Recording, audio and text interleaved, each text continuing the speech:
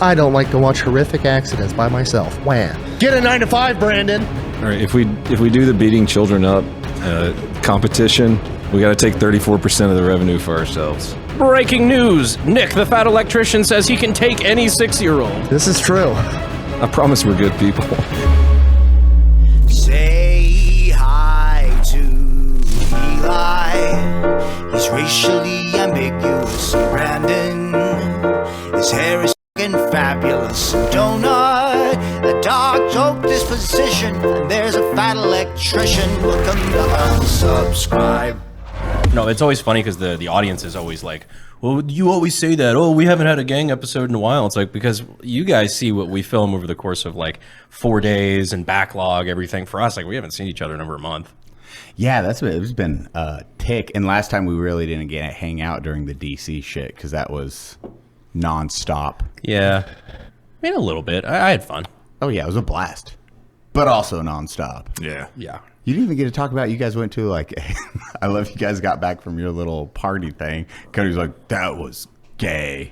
I don't know if we can talk about that, but we just won't say where it was. Okay, yeah. But it was very, very DC. Mm-hmm. It was very political. It's like, it was a crowded bar with a lot of like DC like staffers and things like that in there. And I'm just like, gross. This was my life for a while. Yeah, those people sucked. It was like, wow, this is, I would like to leave now. And that was, Cody, did you have a couple of drinks at that point? Oh, a couple. 2. Your patience level goes, Cody has a great patience level, and then the drinks start in. It starts going away if they start annoying you. And weren't they just like, what do you do? Or yeah, I forget what was pissing I don't know. off. There was one guy. What did you say to him? I can't remember what it was, but he left you alone after. I don't know. I don't remember. There was one staffer. He was being a dick. Because you were just like kind of like a little boy, like hands between knees. You're like, Brandon, I might have said something to someone. I was like, oh God, what happened? I don't remember. It was cool though. Dope as shit. Or whatever it is, I stand by it. Oh God. Yeah, now we're just doing what? We just left today. We just did an easy day at the dropping off supplies with Bunker. Yeah. Down in Kerrville, or where was that exactly? Well, so it's in the Kerrville area, but it's called Center Point. Gotcha. So it's a little bit more downriver from Kerrville. And that's where everyone's like all the help and fire departments. That's the main operating point that they're exfilling from. And in that area, yeah. It's a lot of the stuff that got washed away from Kerrville it's ending up in Center Point. Which also fucking wild seeing. I mean, we were driving across that bridge, and there is a dam, and you just couldn't see that dam. What? No, I didn't even know there was a dam there that we didn't see. Oh, the one bridge you drive across to get into Center Point? Yeah. Oh, shit. Yeah, there's a dam. Jeez, dude. If you look at the water damage where that bridge is, there are trees 40 feet tall that are just knocked over and destroyed. It was on crazy. A road, walking on a road parallel to the river that was 100 yards from the water line, and all the trees. And so, like, the river's over here, and there's a field of trees on the other side of the road. Everything's just folded over. Fences, trees, like the water was way up there. And I can't emphasize enough how different that was a week ago. Like, it was worse. Like, there's a lot of cleanup that has been done since, which is awesome. Like, that's incredible. You love to see it. Dude, Jenna telling the story of that woman that was on a tree. So those houses across the river from us, and these are on stilts. These are like 20 feet up houses. Oh, yeah. They're up the bank of like where the river. Yeah. And a lady was stuck on a log, a tree that was going downriver for 8 hours. She traveled 14 miles stuck. And it ended up at one of those houses, and that family saved that woman, pulled her off the tree as she rode all the way down that river. I was like, holy, 12 miles was fucking wild. There's more. Like, the people that are being found like 20, 30 miles from where they were picked up. It's fucking crazy. Like, the violence of water is something that I've seen floods before. I've never seen that. The water's terrifying. I'm good. That's why I don't like the ocean. All you nerds, I want to live by the coast. No. I've never said that once. I'm Mexican. I hate fucking water. I sink like a goddamn rock. What? I love the coast. Oh no, my house has been flooded again. It's like, How? dog, a hurricane came out of nowhere? No, this happen yearly. God, make an earth, like, make the water non-drinkable so they know not to go there. Humans, I fucking love it. I don't understand. Like, he's giving you signs and you're not listening. You don't. Fill it with fucking monsters so they really understand. We're going to try to catch them. Like, just fucking leave it alone. You really don't like the beach at No. all. Like, not even to visit. Zero. I don't even like swimming. Do you remember at Coronado I'm with this guy. when Oh, Nick had his I shoes wasn't wet? there. Please tell the story. Nick goes home. We're at the beautiful San Diego beach before the live show, just like finally taking a moment to decompress a little bit.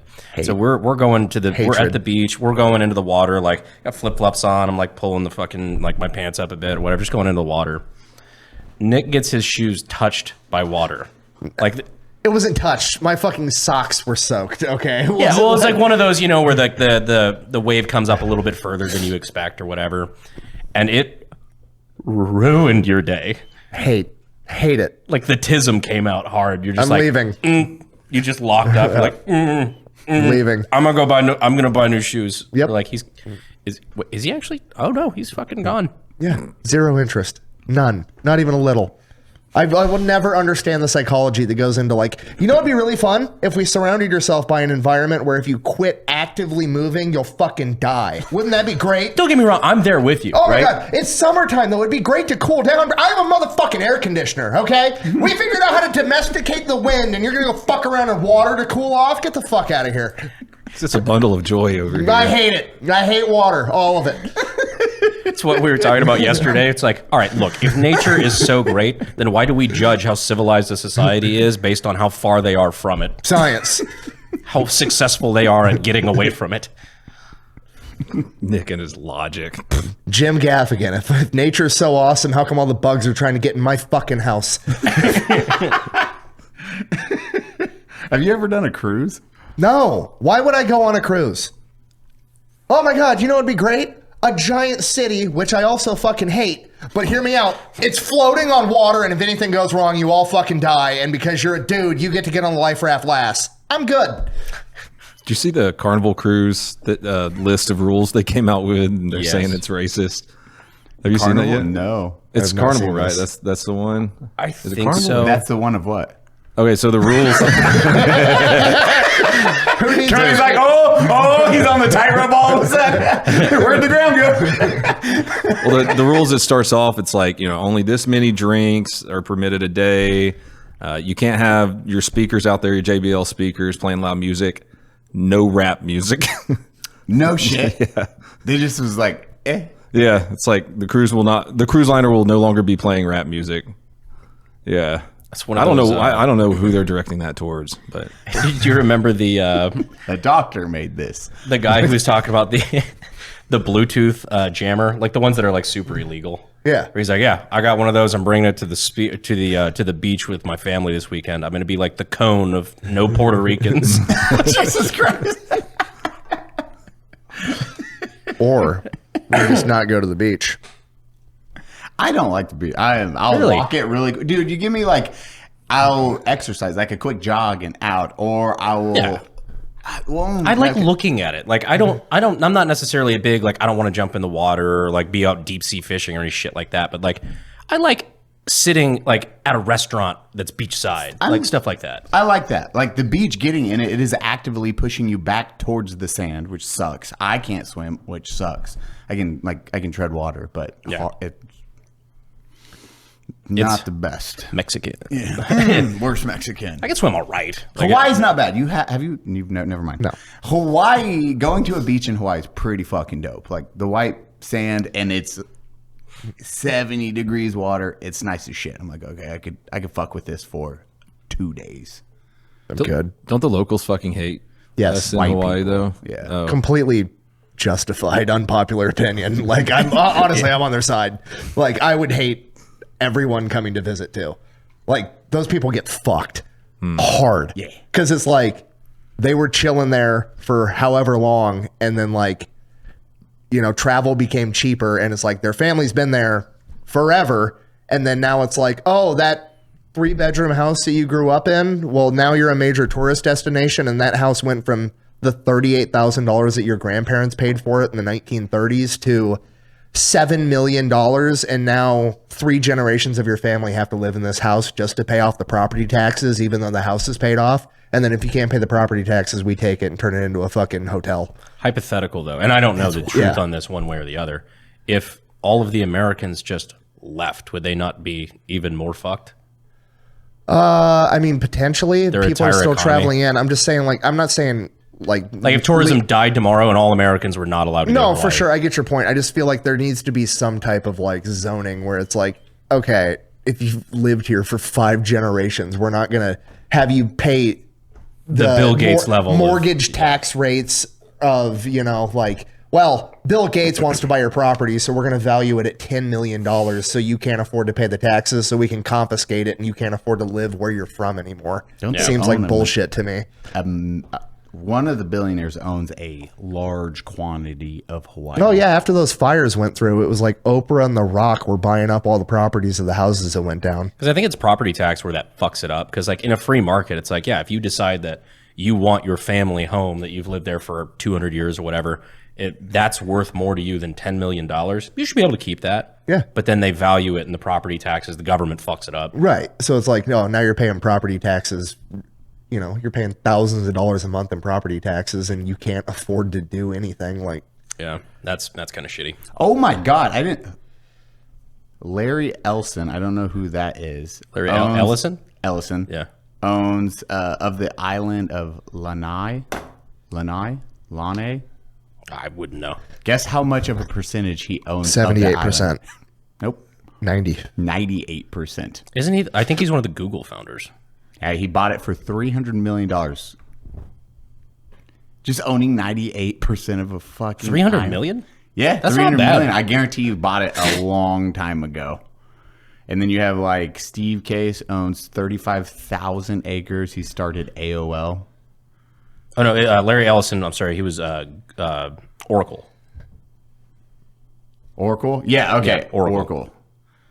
Dude, that is wild. And then that drives property taxes up. God, how much? Yeah, that'll fuck shit up really fucking good. But then the other owners are Kamehameha family, which fucking dope ass name. I'm just waiting. The most realistic sci-fi movie ever, as far as real estate market, is Elysium. As soon as space travel becomes mainstream, Mars is one giant HOA for rich people. That's all it is. That's what's gonna happen. And the first guy on it's going to be an African American. Somebody was on some podcast and broke down how all of Elon Musk's companies are just about colonizing Mars. They all seem so random, but they're all about colonizing Mars. Yep. Neuralink? All of them. So so he's Tesla, electric cars. You're gonna have to do electric cars because there's no fossil fuels on Mars. Okay, that makes sense. That we know of. The Boring Company. We're not gonna live on the surface. We're gonna have massive subterranean layers. Got to get good at drilling holes. That's why he has the Boring Company. The Tesla robot. Why the fuck is a car company making robots? Well, so you can send them there years ahead of time to build up all the infrastructure before the people get there. And just ran down how every company is just all about colonizing Mars. We need a aluminum foil hat you put in or on before each segment you do. Why? That's not even my conspiracy. Today we're going to talk about the cheese caves. Those motherfuckers are hiding dairy in the earth. This is true. This is true. Just hours of Nick ranting. They'll call me a conspiracy theorist, but they'll never call me a liar. I am correct. Poor people will never poop again. The amount of email. Oh. Yeah. God, I love these episodes. They are my favorite. Took me a second. We're just gonna relax and have fun. I'm like, oh, thank God. Guys, did you know it's smooth sack summer? Damn right it is. I need to quit. Feel how soft they are. Was this a scratch and sniff? Wow, those are soft.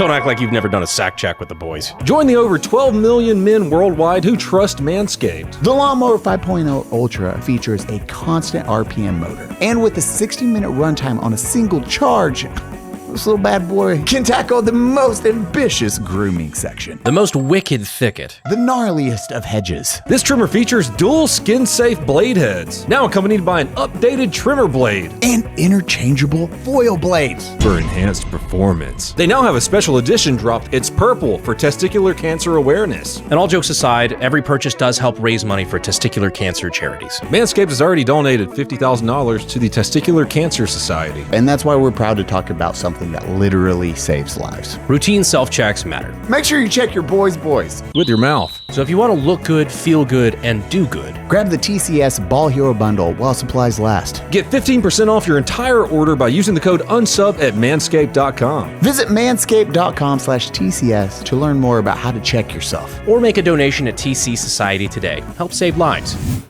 And balls. Trim your pubes, goddammit. Smooth Sack Summer. We got what? Brandon, what are you working on right now? What's your next? You have a Darwin. Oh, you guys at the moment of this would have been Probably already out, yeah. Yeah. But yeah, we're going to... This is your first one? Together? Oh. I've learned that I like Darwin Awards better when I've got somebody to riff off of. It's a lot of fun, so we'll see how that goes. I don't like to watch horrific accidents by myself. Wah. It's one of those, I realized I Get a stopped... 9 to 5, Brandon. I stopped liking to, learn to code. I started realizing I didn't like doing Darwin anymore because I was like, man, I'm just gonna have to sit there and watch 10 hours of just people shooting themselves and just horrific accidents and shit. And I'm like, and then I should get other people involved. and then now, Dick. hey, I curated it all already. It's just looking through all this shit, and I'm like, all right, now how to make it funny? You winning, son? This is how the double barrel shotgun was invented. Same concept. Nothing. Never mind. Oh. You're talking about co-op mode. Yeah. Oh no. But no, I got that coming up, and I don't know. I got a batch of stuff. We got a bunch of guns. Like I got a transferable Lewis machine gun. The Metal Gear Solid stuff we still got coming up. AK-50 stuff. Working on new stuff like that. Did we talk about where the AK-50 is now? Oh, we didn't. That just got released in the newest wipe as of like 2 days ago for Escape from Tarkov. Dude. So now you, if you play Escape from Tarkov, can get head-eyed from fucking nowhere in woods by an AK-50. Do they say what drops it or how you get it? They haven't even said that. I've been told. I don't even fucking know, but I've been told that it's like a. You have to watch You have to watch a YouTube channel for 7 fucking years before you unlock it. I'm just gonna say that yes. Fuck, my gun's gone. But it's the quest. There's like I think a hidden quest that they haven't announced that will end up. That'll be the item you get from it. But I'm just gonna beg Nikita. I'm like, I just need some gameplay footage. Can you just can I have a crumb of my own gun, Dude? The quest better have your name in it. It actually says like I think AK guy AK-50 on the thing. War hero Brandon Herrera mid weapon. You're like, no. Oh, that would be such a motherfucker. Fuck you, dude. That's wild. I want to see that thing in the hands of like Willers or Landmark. Just give them an AK-50, get some footage off of that. It's funny because like Willers is such like an actually like small human being. And to see him, like, and think of him in game holding a 35-pound rifle and like doing fucking parkour with it, bunny hopping around buildings, just smoking people, 360 shooting, jumping off second-story buildings and landing on rails. That's Tarkov, where that is. I mean, his playstyle is like fucking yeet yourself off, your legs snap, you kill everyone, and you're like morphine, crawl to an extraction point. You're like so realistic. Reattach your legs. It really is. It's a pretty realistic game, like comparatively. Like if you're comparing it to like Call of Duty and Battlefield and shit like that. But at the same time, you get some dude like that that's super good at it. Like Willer's probably one of the best players on the planet. 100%. Yeah, they can break it. Yeah. And that is not. Have you ever watched that gameplay? No. So you can break limbs. Like if you get shot in the femur, like that can break, and you have to tourniquet. You have to like splints. You can do like field surgery kits. Certain bandages do small bleeds. Certain bandages do heavy bleeds. You can do like uppers. There's actually alcohol. You can get drunk in that game, right? They have the vodka and stuff. Yeah, you get super dehydrated, I think is what happens to your character. Yeah, and then the old mayonnaise just kills you. It dehydrates the shit out of you instantly, 0 hydration, and then you just slowly die. In this game, you have to eat and stay hydrated if you're walking like a long distance and shit like that. Doesn't that sound fun, Nick? I hate it. And, I hate everything about it. It sounds so- like a chick flick video game. That's what that sounds like. Here's the thing: you have to have like there. You can have different styles of armors that have different coverage areas, and depending on what caliber you're using, you have to use specific types of ammo. Like Full Metal Jacket does different than M855A1 for armor penetration shit. So it's like really, they put a lot of thought into it. Maybe it's like the NWBA. Like it's a lot of nothing, but then people get attacked every once in a while, and it's cool. Wait, what? Jesus Christ! In the WNBA? That joke of bear. Some onion. That was an onion. I never watched the WNBA until Caitlin Clark started getting pushed onto the ground. He's like, as soon as I figured out beating women was involved. Oh shit! There's 3 white girls on the Indiana Fever. They call them Tres Leches. It's That's fucking funny. hilarious. Oh, it was so annoying. So my wife is super into it. And one of the girls on the Indiana Fever team is Sophia Cunningham. She's like 6'1". And somebody blindsided Caitlin Clark earlier in the game. So this Sophia Cunningham blindsides this girl, basically grabs her head and throws her onto the court. And everybody loved her for it, for like sticking up for Caitlin. And the internet was like, she needs to be careful because I forget the girl's name that she threw on the ground. She was the youngest Taekwondo black belt in Missouri state history. She got her black belt when she was 6. And I'm like, Sophia Cunningham played varsity football, and a 6-year-old black belt means literally fucking nothing. Like, nobody at 6 knows how to fight. I don't know if this is like groundbreaking internet shit, but like black belt at 6 is... Breaking news. Nic, the Fat Electrician, says he can take any 6-year-old. This is true. I'd do it. You pay me enough, I'll beat the shit out of some 6-year-olds. Call up Line them up. All the black belts, one punch. Call up Keemstar. How many can I fight and for how much money? I always never understood the idea of giving kiddos black belts. It was like, there, they can defend themselves. No, they can't. That's why I like jujitsu. You're not even allowed to be a blue belt until you're 16. It's not allowed. Yeah. You know why? Before that, you don't have testosterone or anything. Like an adult attacks you. All right, if we do the beating children up competition, we got to take 34% of the revenue for ourselves. Right. Yep. We'll call it, I don't know, Creator Clash 4. Fuck them kids. We could probably make that so much money.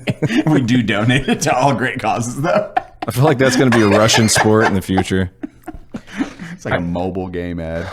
It's just a child fighting ring? Is that what we're talking about starting? But it's adults beating the shit out of them. Oh, God, yeah.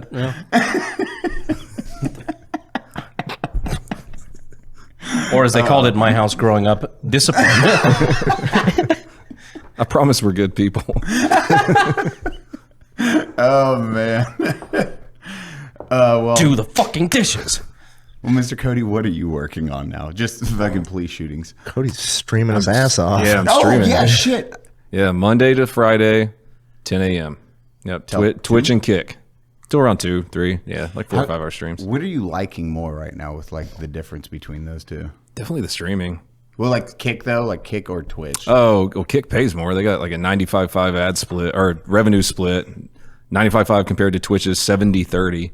Just fucking crazy. Even for a partner creator? Mm-hmm. Jesus, fuck. That is worse than it used to be. Wait, you're 70-30 and that's negotiated though, right?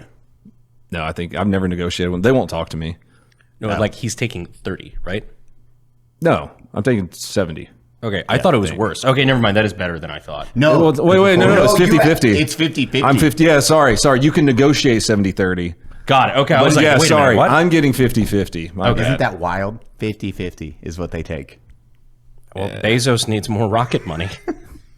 He just offloaded like $1 billion of Amazon. Did you see that the other day? No. It was like he did 600 and something million the other day. Then the day after he did 100 and something million. Jesus. I don't know why. I'm sure there's the theories out there. I mean, that's nothing. Because he makes a living selling cheap shit imported from China. Yeah. I mean, rewind 20 years ago. I guarantee he didn't think it was 90s. When did Amazon come around? It was the 90s, yeah. Yeah, I don't think he thought it would be to the Online level it is. bookstore. Yeah. I'd be like, what the fuck did I create? So, yeah, in 20 years, buddy, 25 years, you're going to be a bald divorcee on TRT shooting rockets at the sky. He is jacked, though. Every rich guy gets jacked.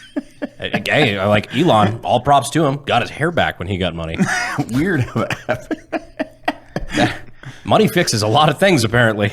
Dude. So streaming... Wait, You know who else got their hair back after they got money? Nowhere near to Jeff Bezos levels of money, but who's Steve Carell?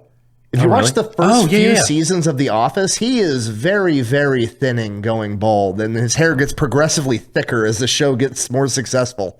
It's wild. It's like a hair, like a Benjamin Button hairline. I know. Anyway, what were you saying? Sorry. no, I forget now. Okay, good. Steve Carell's hairline. I was like, wait, he was balding? It was bad in the early seasons. I got a cool story about Steve Carell. Oh, no. So, it's like actually a cool story. My one of my favorite teachers growing up, I won't say his name, but I don't know if this Steve is public, Carell. whatever the fuck. No, Steve Carell. He was my geography teacher and a history teacher and whatnot. Really one of those guys who like made learning fun. It was like having Nick as your history teacher. Like he was just a cool dude. So he was always like really funny. Gerrymandering had to have been fucking lit for a classroom topic. So listen here, but these motherfuckers, no. But he was in college. He was part of a 3-man comedy group with Steve Carell. Sure. So like Steve Carell was one of the members, and they had this agreement where they're like, all right, we're going to do a 20-year anniversary, like reunion of the comedy group, whatever. This is, I don't know, probably in the fucking 90s. And he goes, all right, we're all going to meet up together at this place 20 years from now, whatever we're doing in life, and we're going to get together and, you know, fucking reminisce or whatever. So he goes, and the other guy goes, and fully not expecting Steve Carell to show up because, God, he's doing movies and whatever the fuck else. Steve Carell shows up at the 20-year reunion of their little 3-man comedy group. And so he had a picture on his desk of all three of them, like fucking, there's Steve Carell. I thought that was kind of cool. That's cool. That's a homie, too. He shows up for that. You're like, yeah, I would have been late.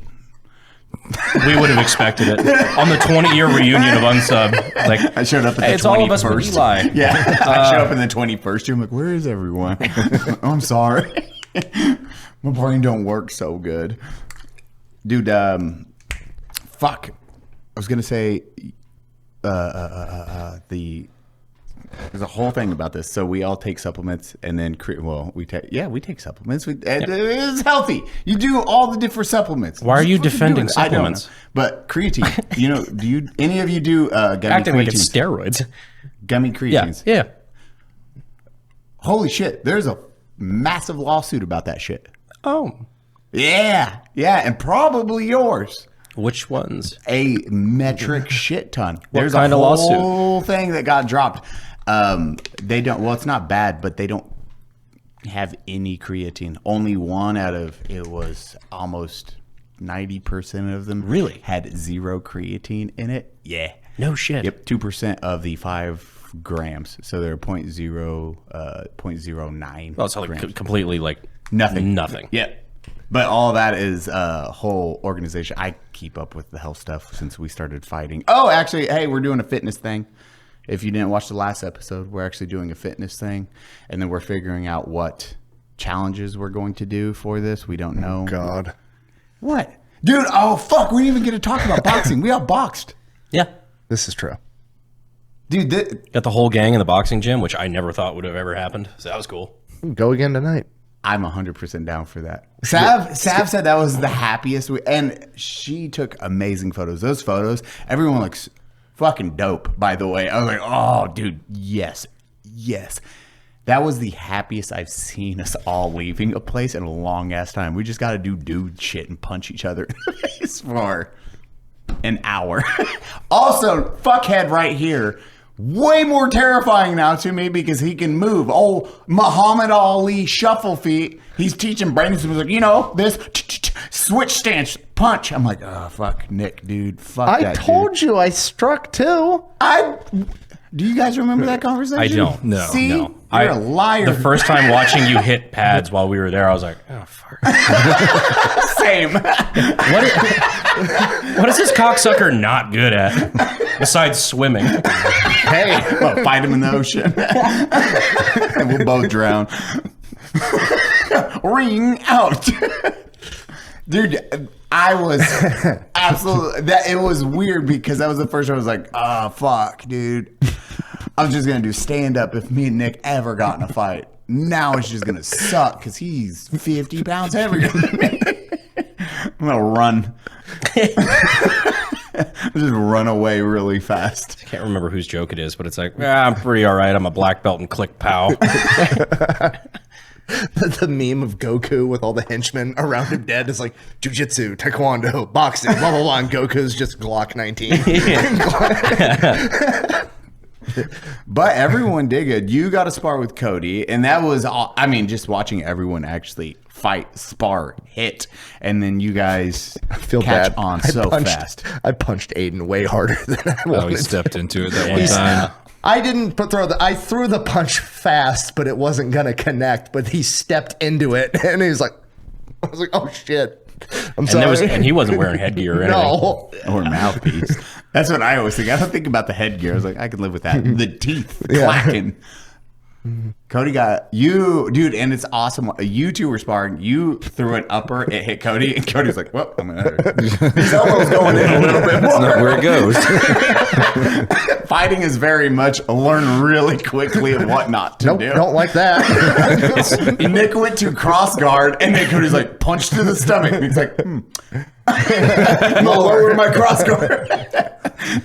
It's just kind of funny because it is such like toxic masculinity, like dude shit. Because like me and Eli are in, we do 2 rounds. I leave, like we have a conversation. We're like, oh yeah, that was fucking cool, man. Oh, like work on this next time. And I walk outside and I spit, and I'm like, I thought I tasted blood. It's fine. Then we went to BJ's, sweaty as fuck. Oh yeah. Well, They loved that. so sweaty. We probably stank up the entire like bar area. It was aggressive. Our boxing gym does not have AC. It's very much a traditional boxing Open gym. the Roll up garage door. Yep. There's 2 fans. It's good enough. Why don't you make them circulate? What's that word mean? They're just blowing at each other. So it's just hot, sweaty air, and you're human. You're like, I had a fucking blast yesterday. That was the funnest shit we have done in so long. I'm actually excited to see that episode because that was fucking everyone fought yesterday, Yeah. right? Like literally Everyone fights, nobody think so. quits. That's what I taught. In 2 rounds, 2 minutes. Those 2 minutes feel a lot longer. Is it that crazy? Is that true, Savannah? Nah, she's not. 2 minutes. Look at you, stud. Hey, whoa. Yeah. Well, look at fucking Superman Careful, over don't here. fucking flex on us. Goku. You did not just. And fucking blast. You're like making a sex reference, like, I don't know, explain it to me in anime terms.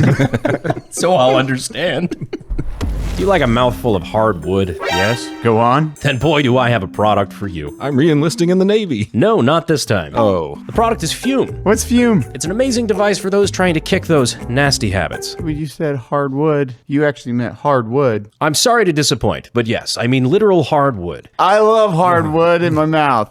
Wait. You know what's gayer than hardwood in your mouth? Dying from cancer. Fume has an award-winning design. There's no battery, no chemicals, just flavored air. Dial that airflow with the clickies. Brandon, you ever tried maple pepper? No, I like crisp mint because I'm a coward when it comes to flavors. Cody, what's your favorite? I don't know about flavor, but John C. Fume told me it was sexy and sleek. That is a sexy and sleek piece of wood right there, Cody.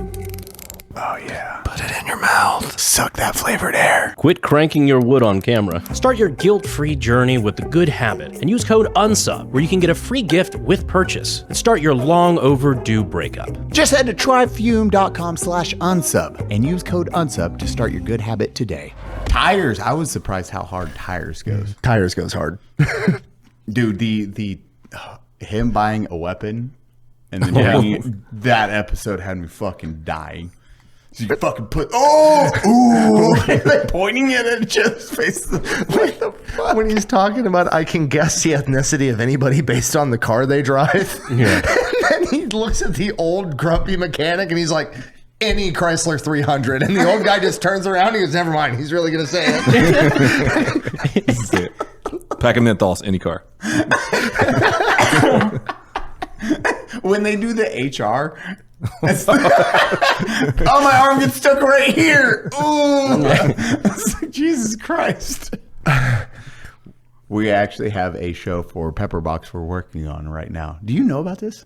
No. Okay, so I've been working on a show for a minute now. Actually, Cody was the one who pushed me into it. We were on a flight. I don't know if we were going to New York or where we were for the UFC fight or something. But you're just like, why don't you do, or like, because we were bantering back and forth about like doing a show based out of a gun shop and just like the shit that goes on with like a gun store employees and shit like that. And you're like, well, why don't you just fucking do it? And so I started writing notes there. I talked to Eli about it. So hopefully that's something that we can do going forward. But I'm excited for it. I think it's going to be a lot of fucking fun. It's funny because I've been wanting to do basically the same concept as The Office, but with my jiu-jitsu academy. Yeah? Yeah. I mean, you There you add go. that to it. Like, Yeah. because then it's, oh, dude, yes. Yes. Because we'll fly the crew up, have that done. The tire, or however this one, the gun store, whatever we end up calling that, like episode 1 is, we just have to write it, but we have the 3 acts or the 3 different stories going and the acts built out, and it is I'll tell you about it golden. after. It's we had a lot of fun, even just bantering about it and like writing it out. I think it's going to be fun. It'll be a good test for Pepperbox. I can see how it converts, but I know that we're going to have a fucking blast filming it. Good. Bringing in like Darnell, I kicked him the rough script, and then he had an idea. I kicked up Brandon. I was like, bro, this segment, and he's like, oh my god, yes. And it just builds off of it, and then all of us in the writing room, and then being able to, I know this is riveting to the audience. We're like talking around something. I know, but I'm fucking stoked for it. I'm just fucking stoked for I mean, I love how they do tires. They'll get the story out of the way, then they just riff with each other, and the best riffing stays in. On top of that, because you could tell they just knock out the story bits, and then they just let them fucking just riff with each other. But I also took a lot of inspiration from Veep, which I don't know who the fuck didn't like tie me to a chair and force me to watch that show. But it is probably one of the best political comedies I've ever seen. Like it was actually giving me like campaign PTSD. It's really good. Like it's just, even the way staffers talk to each other and stuff, and like just the kind of scenarios and shit like that. It's absurd, but they did their fucking homework. Like they talked to staffers when they wrote this show. That's the one we have. I still need to watch. I want to talk about F1 because you watched F1. Yeah. We haven't. But the fucking fitness thing, we are doing that 100%. I think that builds a community aspect way better than anything. Especially when we have cash prizes. We will all be pitching in money for that. And then we'll have like top 5. We'll do gifts, fucking shirts, merch, and then money prizes. I think that will really bring everyone together. And then for we agreed 60 days. Sure. Yeah. 60 days, we will get jacked as shit or lose a lot of weight or motivate in some aspect. And then on Discord and then in the comments, we'll figure out a way to better coordinate. And on the Reddit, show your progress and then keep each other accountable for that time. Boys looking jacked. Fucking Nick looking terrifying as shit. There's some crazy ones. Dude, look at his lean. Yo, shout out to Clean for doing the pad work with everyone. Oh yeah, Yeah, he was Mr. Clean. awesome. Mr. Bleen was there. Oh, fuck Nick. He wasn't even breathing heavy. He did What? it the whole time. I wasn't expecting you to move. I was hoping you were very stationary. I told you I boxed before. No, none of us remember that. We couldn't remember, so it's clearly not our fault. So you're lying. Fucking history teacher. Cody. Like, Oh yeah, they're fucking Cody's throwing some fucking dude. By the way, watching you two spar is 2 giant. What I say, Doritos. yeah, it's just They're just 2 Doritos. I just was like, 200 pounds of back. dude, look at that. It's Cody's back right there. I was like, fucking Jesus. Sorry. Oh, I love it. Yeah, how dare you, Sav? I'm hesitating. Sorry. I'm really excited. Yeah, we're gonna do the fitness challenge shit, and then we'll involve everyone. We'll get more notes on the Reddit, and we'll post it. Whoever All right, this loses is- the most weight gets to fight Eli. There you go. I come back. I'm like, what? Why am I fighting? Hi, beautiful. You want to say hello? Oh my God, Ethan grew a beard. You looking good with that beard. You look you look unemployed. I know, it's great. It's wonderful. Great to see you guys. Good to see you, man. What's up? How you doing, guys? Good to see you. Oh, and hello, Unsub family. Yeah. Your room's upstairs to the left, and it's very clean. Oh, yeah. It's the one without all my shit in it. Oh, well, now Yeah. Your put shit's his in the shit in In case you hallway. needed help. Shit's been thrown in the hallway. In the hall. He's like, fuck you. Some shit I would do. This is my room now. Just a bunch of clothes, a couple like fucking camo backpacks, and one rubber duck on the bed. Did Ethan spray on my bag? Marking it. There's a cat now. Speaking of shit I would do, I made my niece's birthday awkward for everybody. Go on.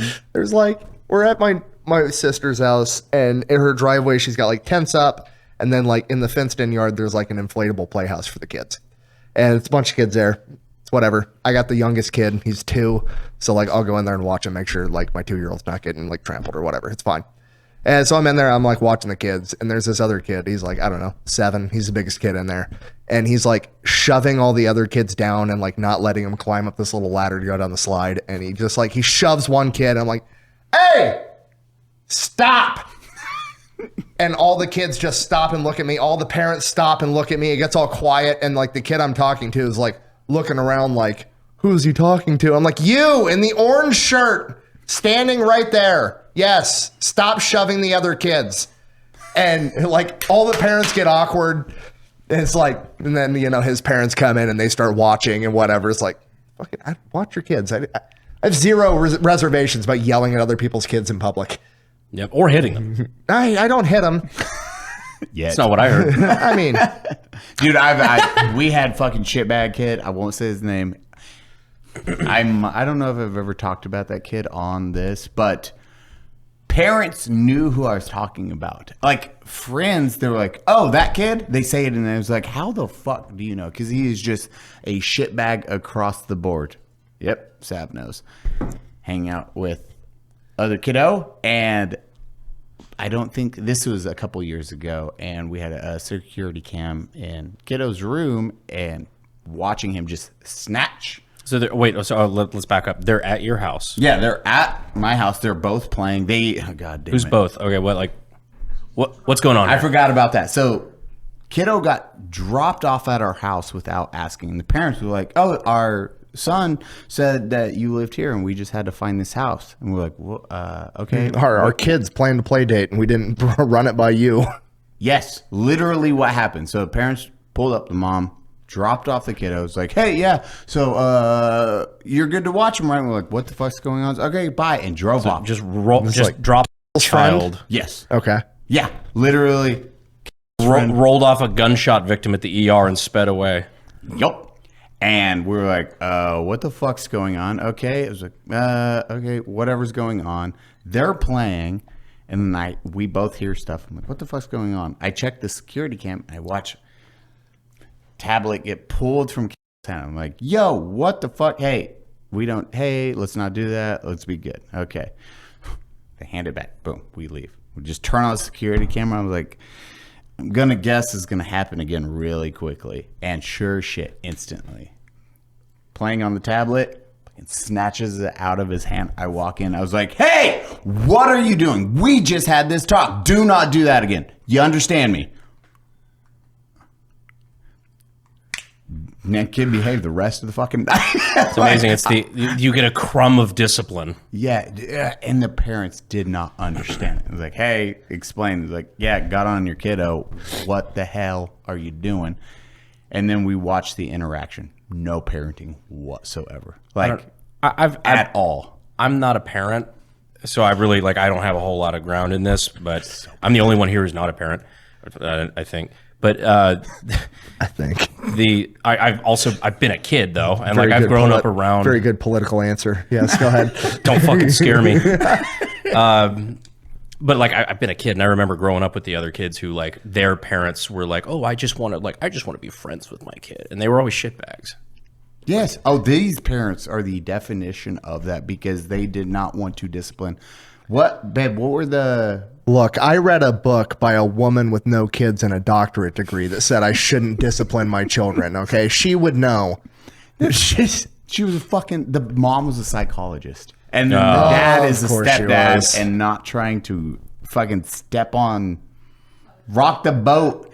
So neither want to do anything, and the kid's like, "Oh, what am I doing? I don't want to leave." Throwing a fit about leaving. I was like, "Yeah, he has to fucking go." And nope, never welcome back here. Period. Ever again. Never hung out. We pulled aside. It's like, so that's not your friend anymore. Ever in a million years. Never hanging out with that kid again. Get it? He's like, "Okay, yeah, he's weird." It's like, "Yeah, he is." You tell the dad, like, "Look, you drop your kid off here again, I'm dropping him off at the pound." Humane Society's gonna be real happy. But all the other parents knew. Like, fucking Maggie and Brandon. We didn't say a name. We were like, "Yeah, the shitbag kid." And they're like, "Oh, we'll bleep that name out." I was like, "Wait, what the fuck?" She doesn't work at that school. She knows about him. Yes. Jeez. I've never seen that before in my entire fucking life. Going back to what Brandon was saying, watching 14 years, some kid shows up at my door and all he knows is the internet, and he's like, "You're my dad, Brandon, right?" Yeah. Like, hold on, I gotta make a phone call. This is hilarious.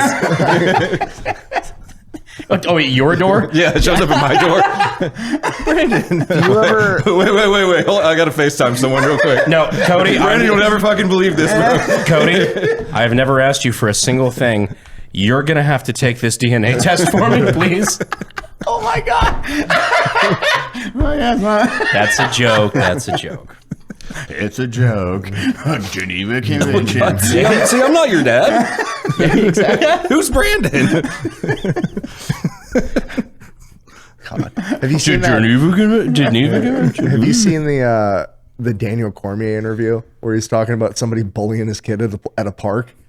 No. It's like, it's Daniel fucking Cormier. Like, I think he's only ever lost a fight to John Jones, and they usually go the distance.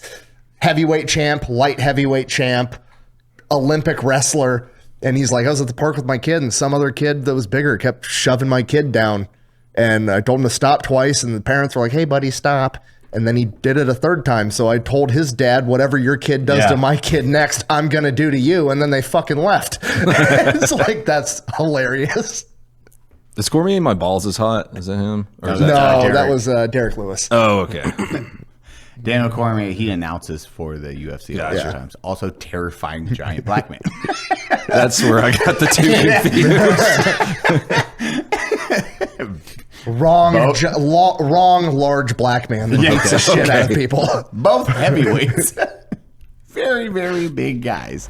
Cody, which one looks better?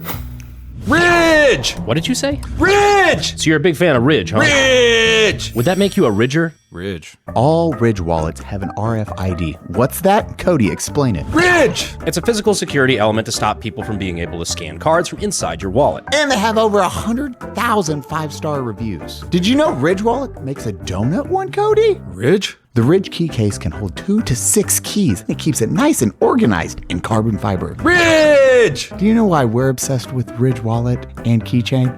For the colors and the unique designs. Put up the GT40. It looks so good. Ridge! For a limited time, our listeners get 10% off. Just head to ridge.com and use code UNSUB at checkout. Ridge, Ridge, Ridge, Ridge, Ridge, Ridge. You want to be a Ridger today? Go use our code UNSUB. Can we start the word Ridger? I think we can. I want to try it. Eli, Ridger is our word. Ridja to you. Okay. Dude, we were talking in the car about... I'm glad you brought that up because I was going there too. We had the Pat story and then the Chuck stories we were talking about we never heard. But Pat Miletich. Dude. I don't think the Chuck stories can make the podcast. They're in his book. I mean, that's fair. Hey, see, we're good. The Pat story, This is fuzzy. I read their books in high school. This is fucking forever ago. But the rough gist of the story was, like, if you don't know, Pat Miletich opened what's considered basically like the first MMA camp fighting place in the United States at a Davenport, Iowa. He was the coach for like Matt Hughes, Tim Sylvia, former heavyweight champion, and like all those guys in the early days of UFC. I think he originally trained Ken Shamrock too. I'm not sure. Trained a bunch of like the OG UFC guys, but he was like older by then, pioneer MMA. And he has this story about, I think it was Tim Sylvia winning a fight, and they go out to these clubs in like the Davenport area. The fight was like probably in Chicago or something. And they go out and they're out at the club, and some dude gets into it with Pat Miletich, who's like older guy. He's retired from MMA at this point. The monster, by the way. Still a horrifying human being to 99.9% of people walking around, like absolutely terrifying. And they go outside because this dude has an issue with Pat Miletich, and the dude tells Pat Miletich, "Do you know who I am?" And Pat's like, "No." And he's like, "I'm Pat Miletich." And Pat Miletich is like, "Huh," and hands him his driver's license. Apparently the dude looks at it, frisbees that shit one way, and runs the other way. We got to get him on the podcast. Dude, he's fucking hilarious. I also love that you remember this story from fucking a book you read in high school. Like, the only book I remember reading from high school was Catcher in the Rye, and by that time I was already too late to kill John Lennon. That's what I do. I read and I remember things. It's my whole job. Patriotism. I drink and I know things. Also, really good story. It's fucking hilarious. We were talking about that, and then that went into, I forget what got us on our UFC fighter tangent at that point. Oh, we're having Don Fry on. Yeah, we're having Don Fry on. Fuck. And Really? So excited for that. Yes. Oh, yeah. Shout out to Don. I know. Apparently he watches the podcast and likes it, from what I was told. Hey, Don. He started watching and text about it. We're like, yeah, Don likes your guys' stuff. He started watching after I was talking with his team and setting everything up. And they're like, yeah, he's excited to be on. We're like, Don's like old school based too. Dude, this is a dude that would pop. No, don't ask him. He'll say it. Yeah. Don, pack him in with in the car. It's like one of my favorite interviews of another fighter just going to spar old Don. Was like, yeah, I knew the dude was hard as shit. When I was stretching, getting ready, I look over, and then Don just pops 2 Percocets and gets in the ring. Jesus Christ. That's a fucking hard dude. Fuck off. So he's going to come on the podcast, and then we were talking about Boss Rootin'. We were showing his his old school MMA fights, where he was like, it was bare knuckles, so he would just go out there and open palm strike people, and he's like getting knockouts by open palm striking dudes in the liver and shit. Horrifying. Dude, like, he ruptured somebody's liver. They have that on camera, and then if you want to see a dude just instantly quit a fight and then get wheeled off on a stretcher, is when Boss Rootin' kicked it. He caused lacerations from the kick to the liver. Because like that shit can kill you, right? Like there's a lot of blood in your liver. Your liver does a lot of important things, and it also is one of the few things in your body, I think, that actually has like nerve endings where it's like, hey, you're in danger, you're going to die. That's why your body just shuts down. It's also like punched. Oh, this is where we collect all the toxins that aren't supposed to be in your bloodstream. It just burst. Yeah. Have fun. If you watch a good liver punch or kick, they don't move anymore. Like, there's no like, I'm gonna fight through this. The person usually hops on their knees. The kick that happens to the guy's liver, he just shuts down and curls into a ball and starts crying.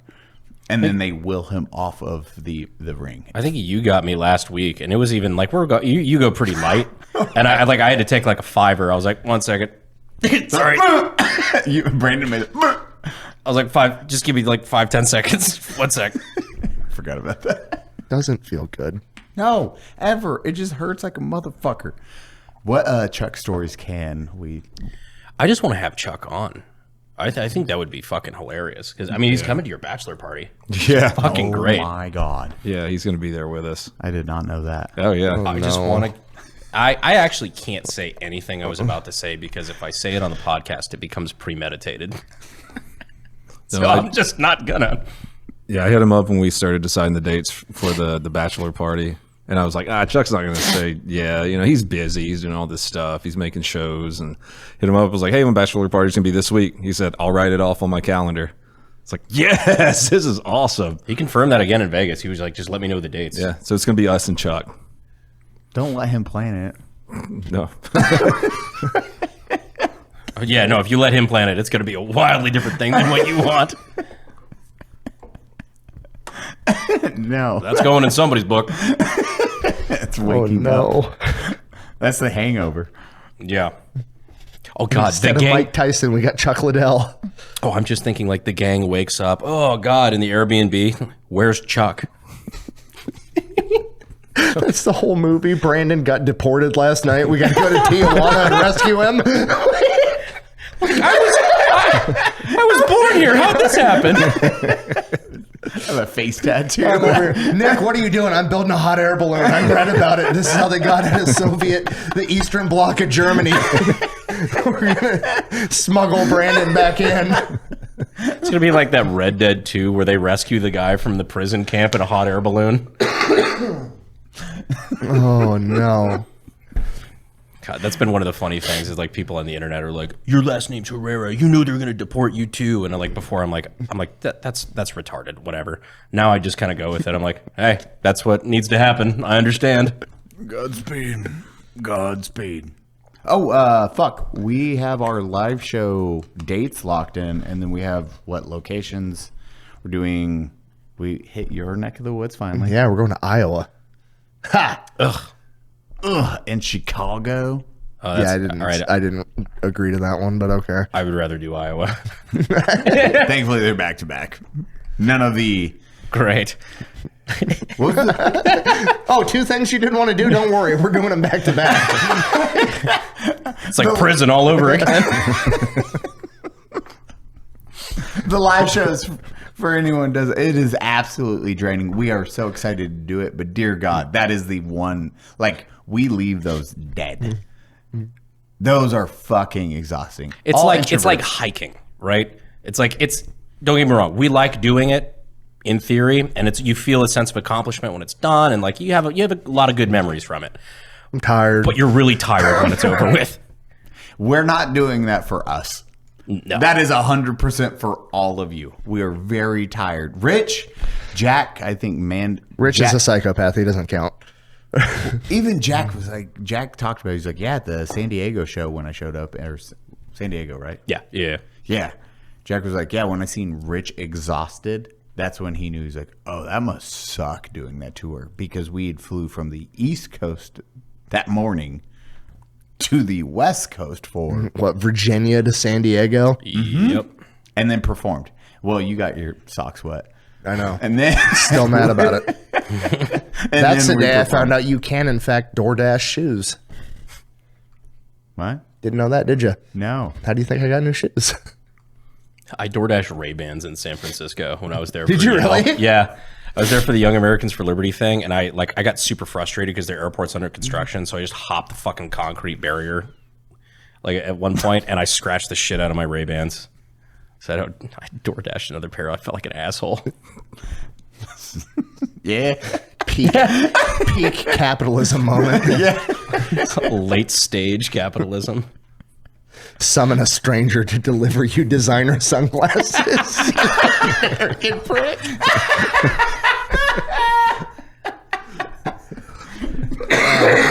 Well, to be fair to me, I didn't really want to go into downtown San Francisco to buy another pair. Peasant, where are my glasses? I can't reference any of the memes I want to right now. Oh, shit. Live shows will be fun though. Like, just to give the frame of reference for like what we're talking about, where like we enjoy them, but like it's also you're tired as fuck afterward. You're drained. When we were in Boston, we wanted to go to the what is it? The Green Dragon Pub or Green Dragon Tavern? Yeah, Green Dragon Tavern, which is like basically the first bar in America, essentially. Yeah, it's like the founding fathers were there and shit like that, basically planning the revolution. And it was just only a couple miles away, like a couple blocks away, and we were all just way too wiped afterward. We were like, oh, we're gonna go get like a drink there just to say we did because it's super cool. Then like after the show, we all took a vote. Like, who need just to go wants to go home. to sleep? I forgot about it. We were all drained. It was always, here's what we're going to do after the live show. That never happens. We just head straight back. Where do we watch the fight? That's the perfect Norfolk. example. In the hotel lobby on the computer. The Home 2 Inn suites or whatever. Refreshing Fucking every Norfolk, like Virginia. 3. Yeah. Because the fights were loading, right? We're like, fuck, okay. On the free computer they had downstairs. We had to keep like move the mouse every 3 minutes. That the one fans that showed up. That I'm one like, dude what had the fuck? most awkward. It's just us sitting in a hotel lobby on a computer that's 10 years old, and we have to refresh the tab every like 5 minutes, otherwise it resets. And he's like, "Are you? You're a donut operator?" And he's like, "Yeah." And you're branded. What is happening right now? Oh, we're in town doing a live show. Oh, We're watching a fight. You want some pizza? yeah. And he just sat down and ate pizza and watched the fight with us. It was so random. We're on Papa John's. It's kind of that moment. He's like, not to be weird, you're real, right? These guys must be struggling. From an outside perspective. The AdSense is not doing well. We're just getting by right now. And then we flew to the next place and fucking rinse, repeat. We have, what is it? August 15th, general sales. August 13th, artist pre-sales.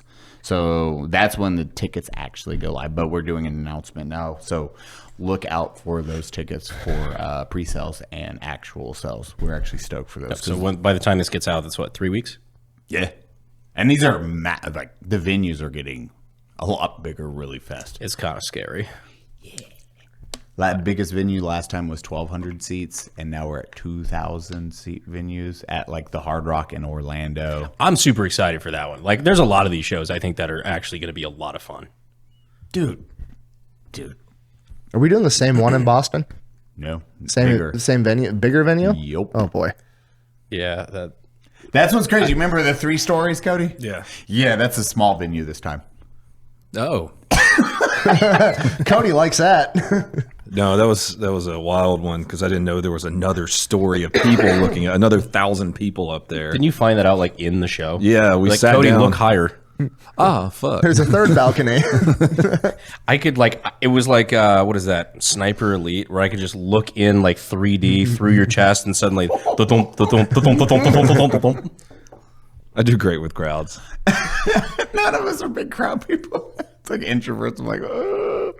But the fact that was our huge one, and that's our tiny one this year. The 1,200 is our small one, and then the rest are 15 to 2,000 seat venues. And then you look at the photos of them; they look so fucking dope. But also, Jesus Christ, that is the most terrifying thing we will look at. I'm like, okay.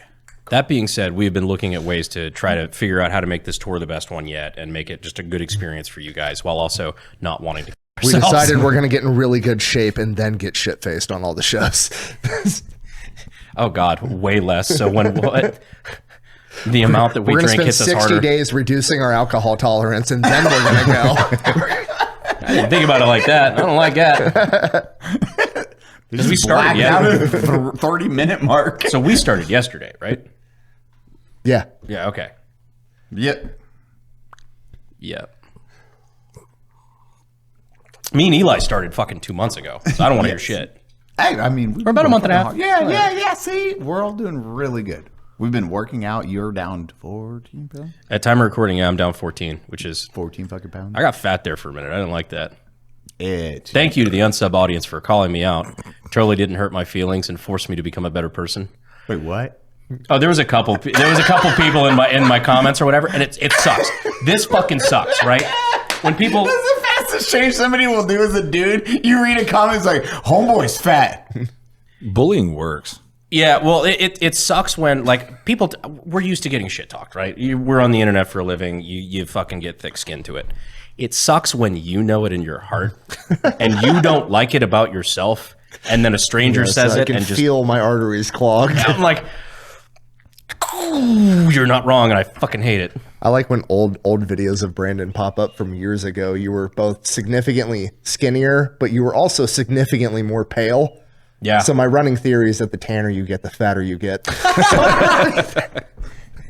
So like a lot of people were like, wow, my God, you aged so much. I'm like, yeah, it's because when I started, I was a child. It's called getting older. Brandon hits 250. He unlocks new slurs.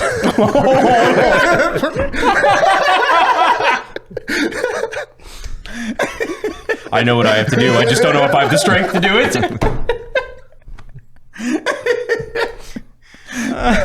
Dude, I just like pre-TRT Cody. That's my favorite. Oh, yeah. This is such Fuck a you difference, guys. bro. You guys live here with him. I got to see Cody over the course of like 2 trips go from like... It was the donut operator twink death. Someone said that in the comments. Really? Yeah. No, Cody's lats absorbed his man bun. Now he's jacked as shit.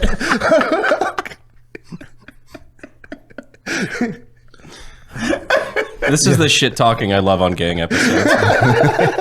Someone did say on Twitter, what a brutal twink death that was. Yeah. Like, I don't know how to feel about that. It is fucking night and day, though, when you do a comparison. Damn, I'm less attracted to furries.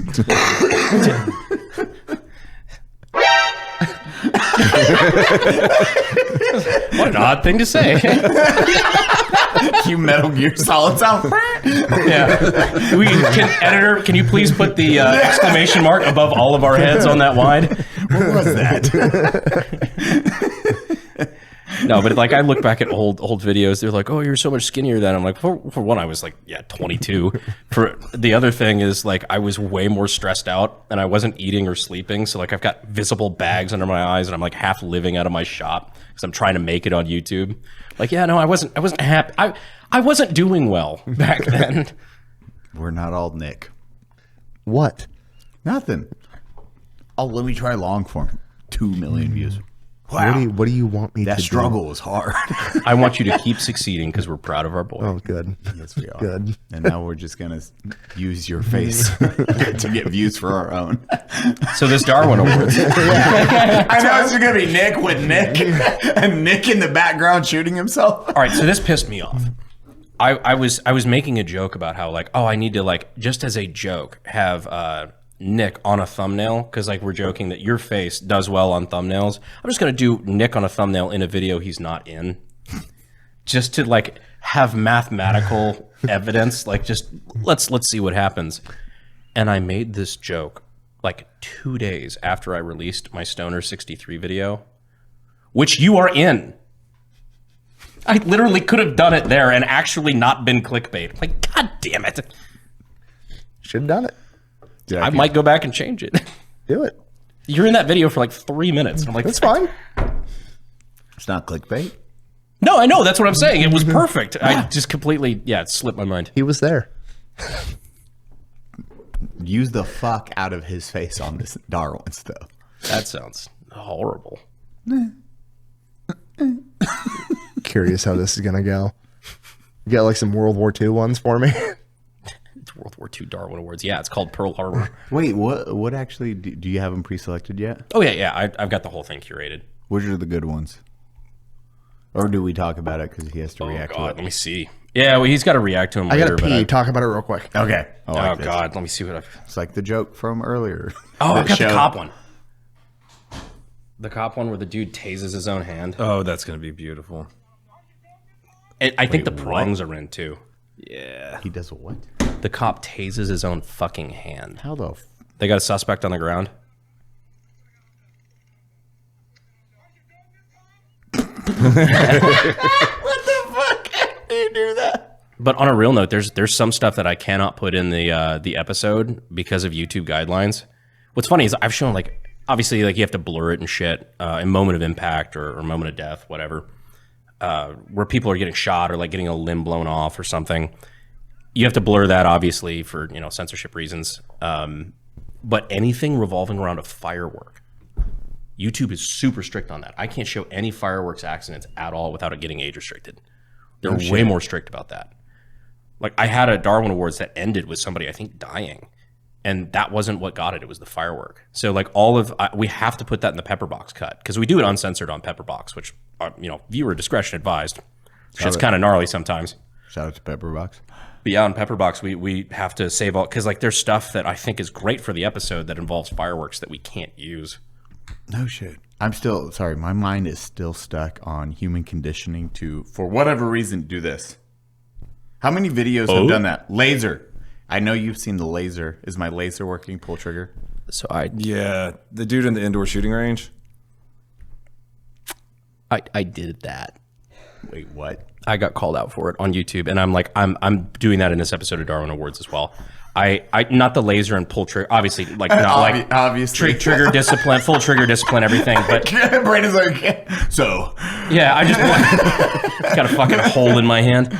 I did it with a deagle on the Cybertruck episode, and I am like full on. You know what? You work with firearms enough, you can get complacent. That's not a good thing, and that's not an excuse. I'll give myself shit when it happens because don't do it. But yeah, I flat out flagged myself with a loaded deagle, like for a split second, showing the flashlight. After I loaded it, and people were like, "That better have been edited around and blah blah blah," like and not loaded. And I'm like, you know what? I'll take my licks. It was, trigger discipline and everything, like it was, but it wasn't safe. And that, dude, complacency is wild because it is happens to all of us, dude. Like it's complacency kills. That is overseas. It's what we walked around on night patrols with cigarettes in our mouth. You know why? Because we just stopped giving a fuck. Like we were like, man, snipers. I'm not gonna feel it. I'm good. You get one of those big Cruella the Vil cigarette extenders. Oh, so no. the bombs go right in front of your face. Just walking with the Galaxy brain.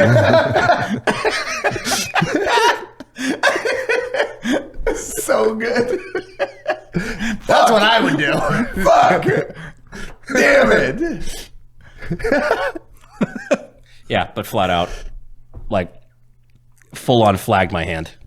What was your reaction in the video? Well, because I at first, because a lot of people call out dumb shit that like is actually not unsafe, and like they think, oh, I'm gonna be a fucking safety, Dude, trigger. I just real quick.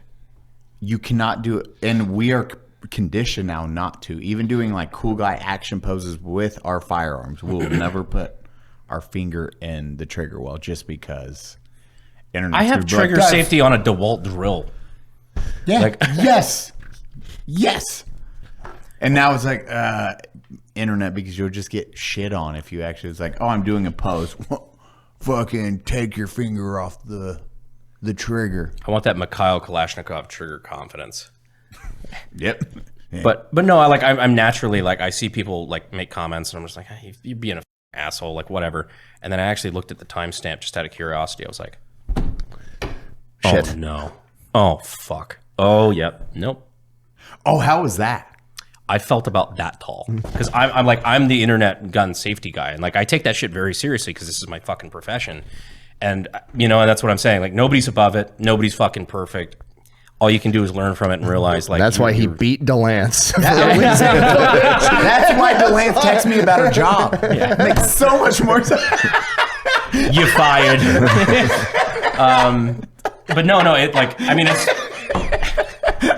Brennan's like, wait, this is his fault. Oh, I texted him about it immediately after. I was like, we fucked up. But yeah, no, it really is a learning experience too, because you're like, oh shit. Like I thought that like I had beat in those instincts by now, and like that's clearly like again complacency kills. Like you can't sleep on that shit. Dude, I've had this was 2000. This was right before I moved to LA. I remember I grabbed PPQ at that time. I was Walther? like, oh yeah, Walther PPQ, and I was like, oh my gun, and I always unload my gun, like always, every time. But Ryden's mom said something, and she was like, well, and I was like, oh no, it's unloaded, but still muscle reflex. I dropped mag. I was like, see, and I racked it. Round fell out. I was like, holy shit. And that still terrified. I don't know why. I never did anything like that, but still in my head, I was like, I clear my gun every fucking time. there's no way a round's going to be in this. Click, round still fell out. I was like, ha! That's why I don't pull a trigger until I've double checked, triple checked. Yep. Yeah. I will hand it. I mean, we do it all the time. Yeah, like if we're on set. Dude, Yeah. clear, hand off, clear. Yep. Go down a line of everyone checking the barrel to make sure it's clear. Especially when you're talking about, like, let's say, like a tiny gun. I don't think we had any real guns on tiny guns, but like that's sort of situation where we're like, all right, we're going to be muzzle sweeping people and stuff. You know, obviously trigger discipline is going to be important, and like you never actually aim at a person and stuff like that. But like we want to be sure everybody on set feels comfortable. Like there is no ammunition on set. Everybody checks that chamber. Everybody feels comfortable. Nobody gets Alec Baldwin. I was just, yep. Which is wild. That's one of those things where it's like, how the fuck did that happen? How did that get to that actor's hand, and then the actor not go like, What was I finally heard the actual like explanation of that story? How like the armor on set went and like ran out of blanks or something, so he just went to the gun store and bought actual ammunition and pulled the bullets. Whoever the armor I think was. it was the from the prop my director or understanding, whatever. Yeah, it was a female who is like the daughter of like a Hollywood gunplay legend. Okay. Like he was like a really well-known dude and was like trying to pass down the trade to his daughter, and that went swimmingly. She like just went and like bought normal ammunition and just pulled the bullet, and then yeah, I don't know, something went wrong. I thought they Didn't pull all of them. I guess. Didn't they go shooting the night before and they just There were people that were like quitting from that movie set because they were there, and this is before anything happened. They were quitting because they're like, I've never seen such unsafe conditions. There are people on set that are going plinking cans and shit with live ammunition with the prop guns. Which is wild because a lot of the times, guess what you don't do? Prop guns don't fire. Fucking period. Well, I mean, prop guns just means like property of the studio. So like, some can, but like the idea that you're going to go out there and especially on a set where you have dummy rounds. Intermingle ammo and everything else. Period. Blank guns have their barrel is completely different.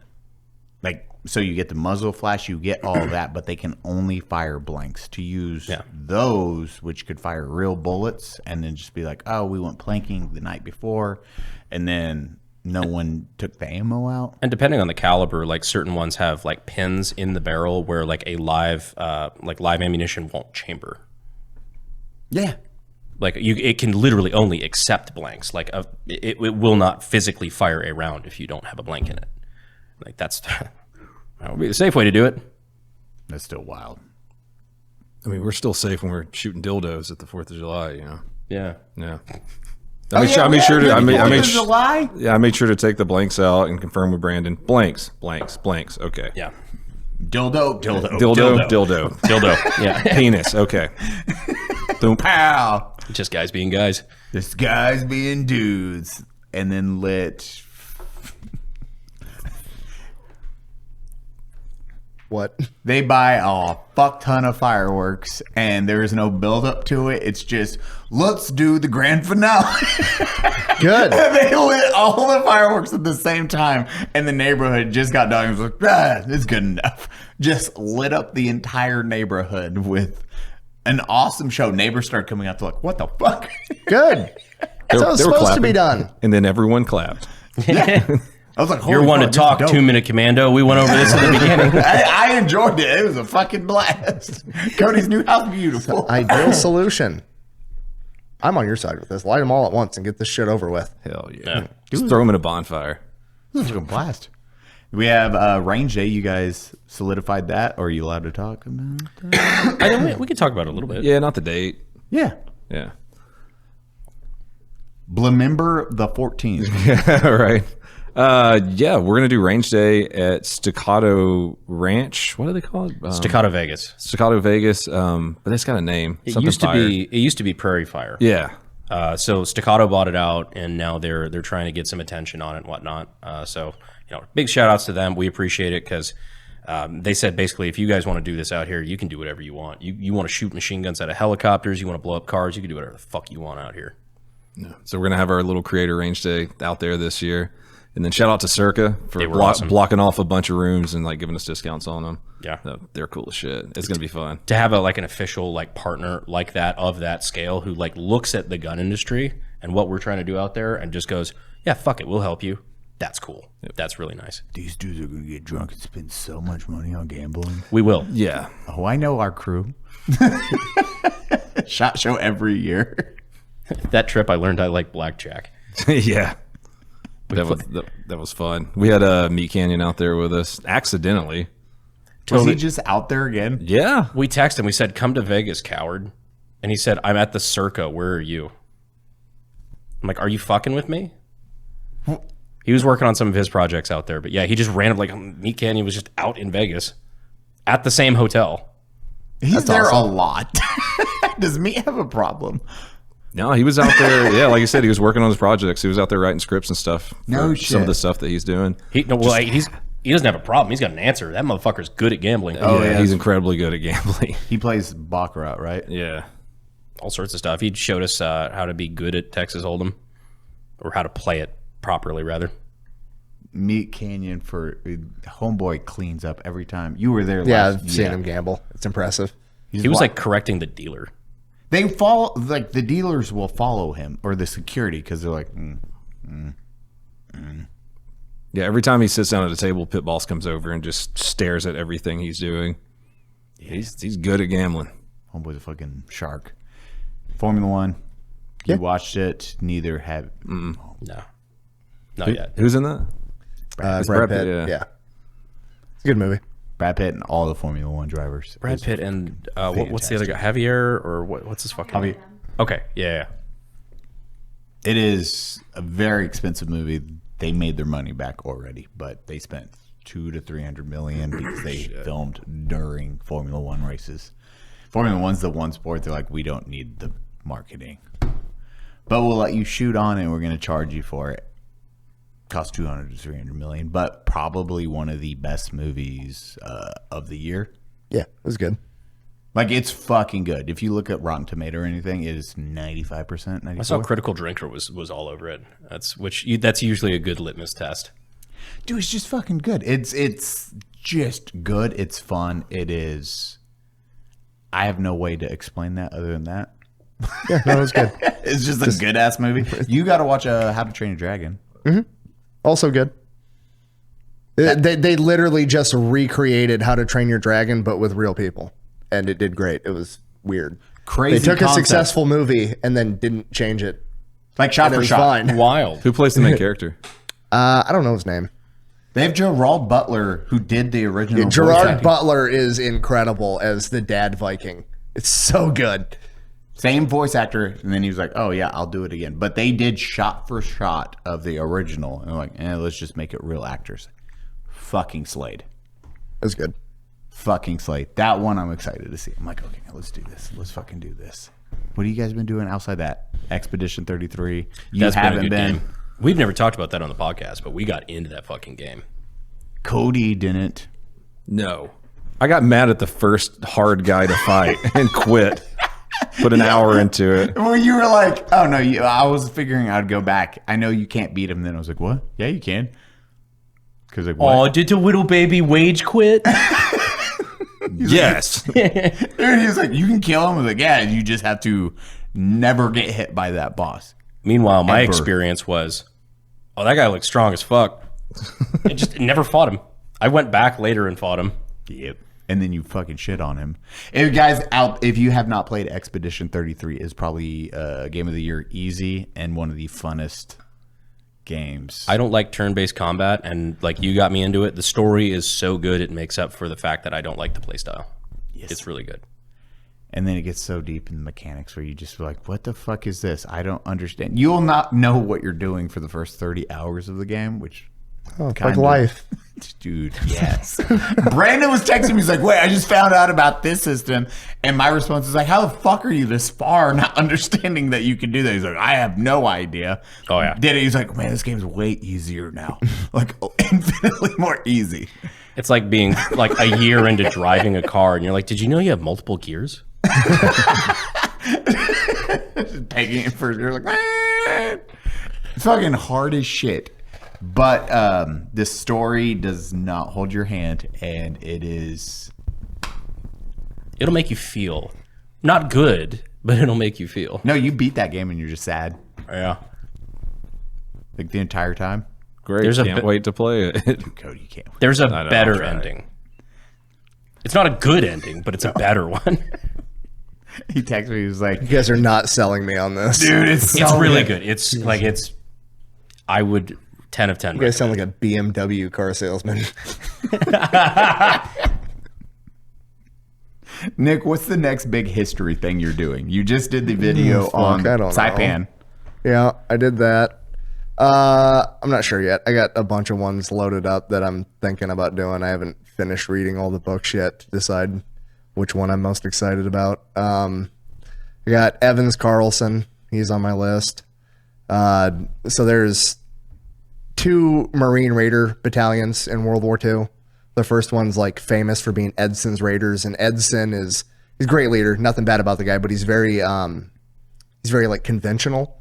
And Evans Carlson, on the flip side, was very unorthodox. So Evans Carlson actually went over to China pre-World War II and was fighting with communist guerrillas against the Japanese.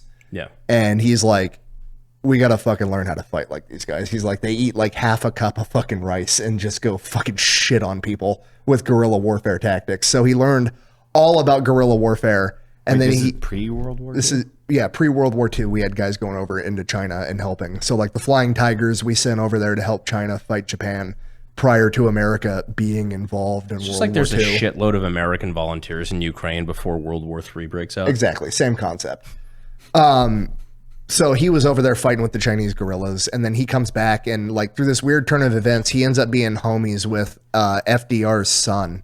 So he like has a direct line to the president, and he ends up like pitching the idea of like, I learned all these guerrilla warfare tactics. Like, we need to be able to do this. Let me build a unit out of this. And like, that's kind of like the origin story of the Marine Raiders.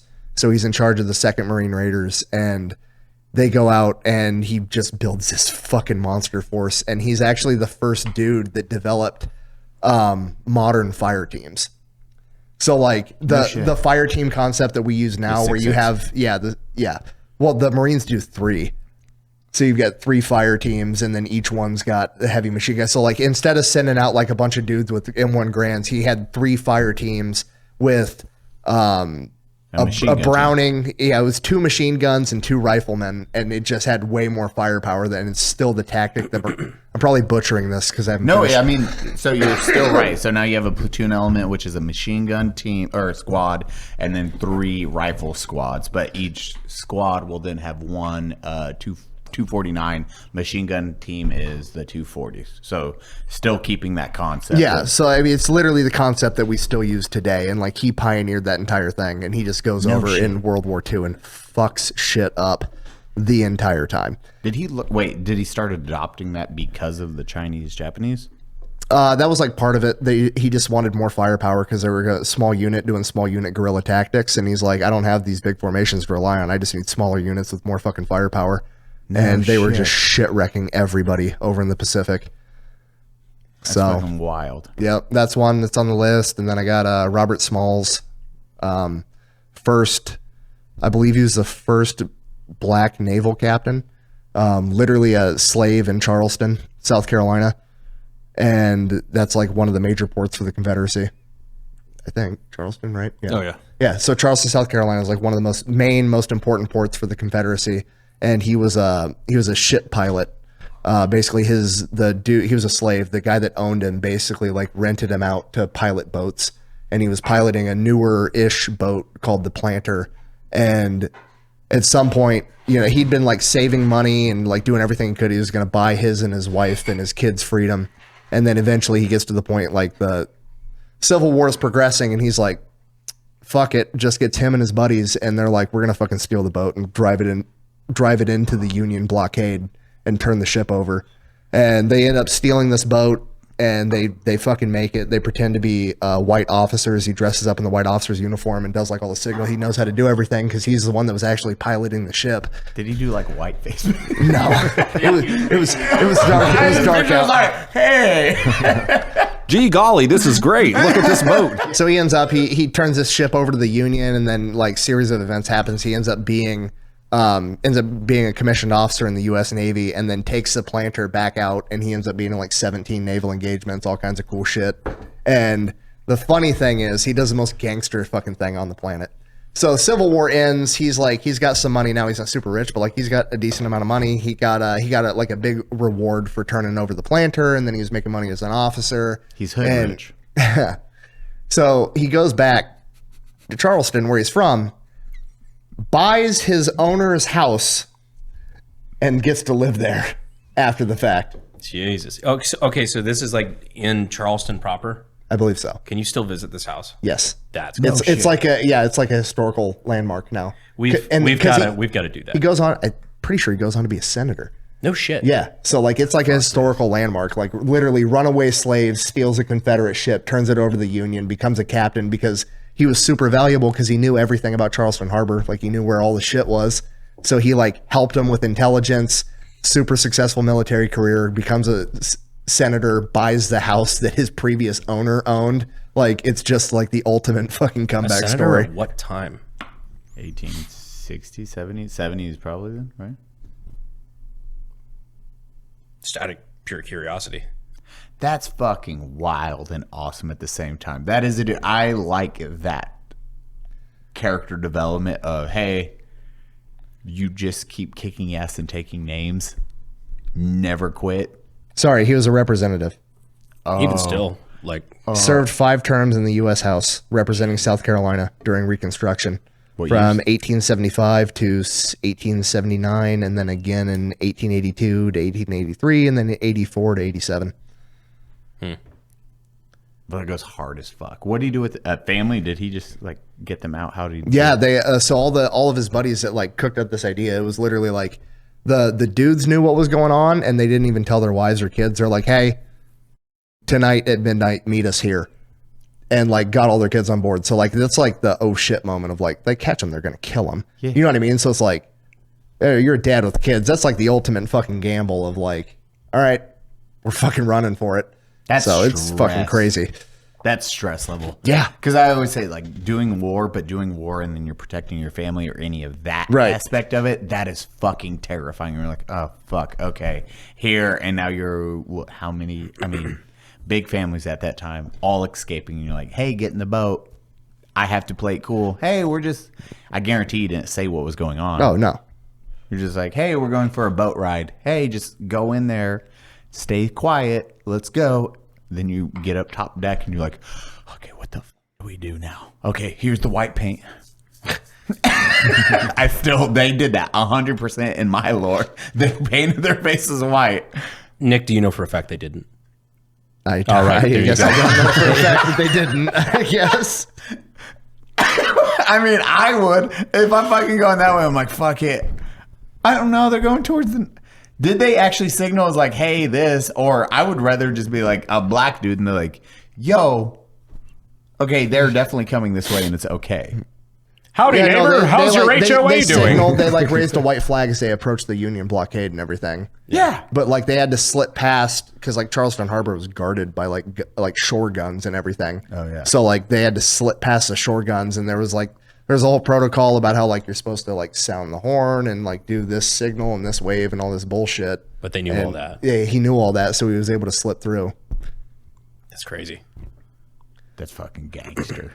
When's that? There's a lot of really cool stories. Whenever I get around to it, yeah. There's so many fucking cool stories. Civil War was like it was really, there's the shit you learn in school, and then there's like the spy versus spy shit that nobody talks about. Yeah, it's super neat. I mean, shit, even still Charleston Harbor, like the Hunley, the CSS Hunley. Do you know that story? No. It was the first ever, I think, on the planet. It was the first ever successful sinking of an enemy vessel from a submarine.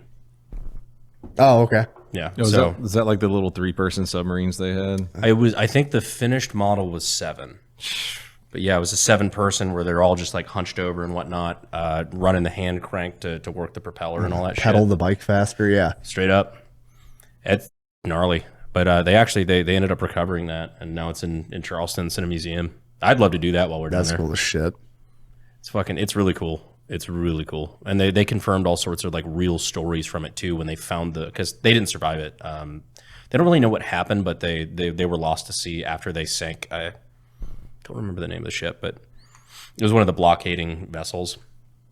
They successfully attacked it. They signaled they were coming back to harbor, and then the ship was lost. So the submarine was lost, and they found it like, I don't know, like 2004, some shit like that. Dude, Civil War shit's crazy because like we were at that furniture museum, me and Ethan doing that Habitually Fat Pepperbox exclusive, and like the furniture museum guys like, yeah, so this rocking chair, it had like it was like a wooden rocking chair, but like the ass and the back where you actually sit and rest had that like woven wicker shit, you know what I'm talking about? And he's like, yeah, so that's a Lincoln stitch. And he goes on to explain like it was very controversial to have in Texas because it was like Lincoln's favorite type of fucking chair. So if you like had that type of chair, you were showing support towards Lincoln in the South. So like people, because you wanted your ass to be comfy. It was like a political statement to have a chair with like this wicker design or whatever. And so it was like, the 1863 version of the Bud Light controversy. It was the MAGA hat of its day, like essentially, like it was like the highly controversial item. It was crazy, and he's like, yeah. So the owner of that chair, actually, his two sons, because this was Texas, they were getting conscripted into the Confederate military, and they didn't support it, so they ran off. And as they were trying to like escape to a northern state, they got killed by Confederate soldiers. Oh shit! It was like all from like this one chair. I was like, holy shit. I went pee at the wrong moment. Which is like, I would give anything to just go back in time and just see what Twitter would have been like during the Civil War or World War II. Just again, that's one of my favorite bits that Jack Mandeville has, where he just reads his I think it's his great grandfather's letters, like his war correspondence to home, versus his tweets in 2020. You heard this bit? Yes, okay. He did it on the podcast one time. Which was it, Jackson? Which one actually created a newspaper to talk shit to his opponents? One of the OGs created an entire newspaper organization. Cassius Clay did, Cassius but I don't Clay. think that's who you're talking about. No, this is like one of the OGs, like Jackson or one Andrew of them. Jackson or like Yeah. Oh yeah, That like wouldn't one of the surprise original me. like 3 presidents was like, yeah, I'm going to do this to talk shit on the other individuals because fuck them. That's why Jack always puts like, oh, if you don't think they would be talking shit on Twitter, fuck off. These guys created newspapers in order to talk shit. Unpopular opinion, I want to go back to when politicians fought each other in Parliament. So I wanted to bring this up because Creepcast brought it up. I think on like the 2 episodes ago, or at least at time of recording, they brought up the caning of Charles Sumner, which is one of my favorite fucking topics to talk about. I don't know this Let's one. go. The caning of Charles Sumner, basically it was in the heat of like the pre-Civil War discourse between the North, South, pro-slave, anti-slave, like kind of debacle. And there's, I can't remember his name, the guy who actually did the caning, but he, basically there was this guy, Charles Sumner, who was talking mad shit. And basically it was the typical, like he was talking shit about this guy was talking shit about him. Blah, blah. I think it was Stevens or something like that. But either way, Charles Sumner, and this is on the floor of Congress, Charles Sumner ends up talking shit and like disparaging the guy's brother and making fun of his speech impediment. So like he was making fun of his brother's disability. And that was where the honor code took over and went over the line. And this dude goes to the floor of Congress after the session is done with a cane, beats the fucking shit out of him to the degree he is bloody and hiding under his desk, and beats him so hard that he snaps his cane in half and then starts beating him with the top end of the cane. Meanwhile, his fucking homie, his ride or die, another congressman, is there with a fucking pistol on the floor of Congress saying, let it happen. Boys will be boys. Like that sort of shit. Let this fucking happen. And so it happens, and like this does not help the pre-Civil War tensions by any means. But yeah, the guy gets beaten within a fucking inch of his life, and still to this day in Charleston, I believe they have that cane on display. Holy shit. But like nobody talks about this, but politics used to be fun. Yeah. Yeah, whoever says violence isn't the answer has never opened any history book ever. It's almost always the answer. Pretty much. Solves lots of problems. saying. Holy shit. Yeah, if you open a history book, it's not the answer, it's the question. The answer is yes. Just imagine that day at the office, like, man, you got home, you're like, dude, I watched a man get caned almost to death. What? Why didn't anyone stop it? Hear me out. Dude, if that was happening today, you could sell subscriptions to C-SPAN. Oh, dude, that live stream would go hard as shit. I watched those live streams. Dana White buys C-SPAN. Dude, I would do subscriptions to not get ads. The political climate would get way different. Like, God, there's a lot of UFC fighters and former boxers getting elected to Congress right now. I wanted to ask about the Spy Museum. You guys did that. Yeah. We didn't get to check it out. How was that? It's cool. They had a bunch of cool shit in there. What was like? Oh, I'm sorry, I just looked up the Wikipedia because I'm looking for the guy's name, but I look up the Wikipedia for Charles Sumner. The #1 topic under it is caning. It's like early life, blah, blah, blah. Caning is Remember the that time number you got one. your ass whooped? Yeah, it was, Representative Preston Brooks. Yeah, but anyway, I'm Oh, sorry. that's the so much worse. Spy Museum. Getting your ass beat sucks. Getting your ass beat by a guy named Preston is... It's embarrassing. creating a phrase, caning, most embarrassing. They had to build a word based on what happened to you. That's fucking embarrassing. Your face pops up with it, like, Even if your constituents believe in everything that you stood for. Damn. He said he was going to fight for us. He can't fight. Did that guy get his ass beat? He's like, why didn't you even do anything? They had my back. I haven't even considered the fact he got his ass whooped by a guy that had a cane. Oh my God. Presumably he needed it. I mean, I don't think it would be a pimp cane. Like, He's balancing shit. Okay, you say that. I went to the Mob Museum when we were in Vegas, and in the bottom they've got this like Prohibition era like speakeasy, and of course I go to the museum because I'm a fucking history buff, whatever. But you heard they had booze there. Don't fucking lie to me. There's booze everywhere in Vegas. The History buff, alcoholic. the Taco Bell has booze. This is no excuse. Anyway, they have it's a real thing. This is a museum. But on the wall they have like a Prohibition era cane that the top pops off, and it's a I don't know what you call that, like a beaker, ice essentially. pick, yeah. It's a beaker that's filled with booze and a little shot glass that's like holds like 4 shots. Fucking That's dope. The awesome. dudes were just rolling around with like an incognito flask. But No, anyway, the Spy Museum had like my favorite spy weapon of all time. Well, not my favorite, but like one of the cooler ways to kill somebody. I think it was the Russians that did it.